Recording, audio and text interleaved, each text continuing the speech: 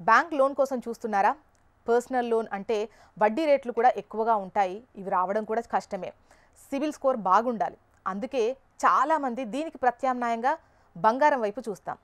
బంగారు ఆభరణాలు తాకట్టు పెట్టి లోన్ తీసుకునే వారి సంఖ్య రోజురోజుకు పెరుగుతోంది.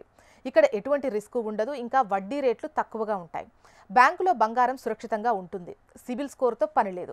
ఇదే టైంలో బంగారం ధరలు ఇటీవల కాలంలో భారీగా పెరుగుతున్న నేపథ్యంలో బంగారం విలువలో లోన్ కూడా గతంలో కంటే కాస్త ఎక్కువే వచ్చే ఛాన్స్ ఉంది.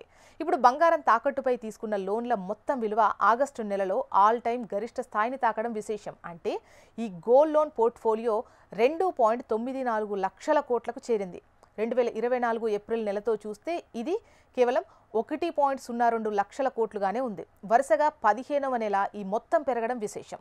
ఇక ఈ మార్చి నుంచి చూస్తే జ్యువెలరీపై గోల్డ్ లోన్ ఏడాది ప్రాతిపదికన ప్రతి నెల 100% చొప్పున వృద్ధి నమోదు చేసింది. అంటే బంగారాన్ని బ్యాంకుల్లో పెట్టి వారి సంఖ్య పెరుగుతుంది అని చెప్పొచ్చు.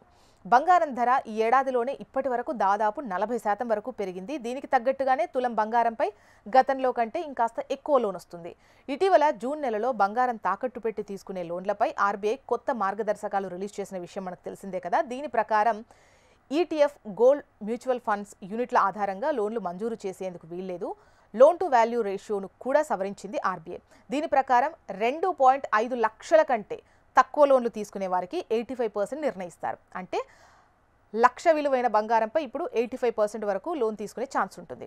ఇప్పుడు తులం దాదాపు ఇంతే ఉంది అని కూడా చెప్పొచ్చు. తులం గోల్డ్పై 85,000 వచ్చే ఛాన్స్ ఉంది. అయితే 2,50,000 లోపు రుణం తీసుకుంటేనే ఇది వర్తిస్తుంది. అంతకు మించి అంటే 2.5 నుంచి 5, 2,50,000 నుంచి 5 లక్షల వరకు మధ్యలో ఉంటే 80% ఇస్తారు. అదే కనుక 5 లక్షలు దాటిందనుకోండి, అప్పుడు 75% వరకు మాత్రమే లోన్ వస్తుంది.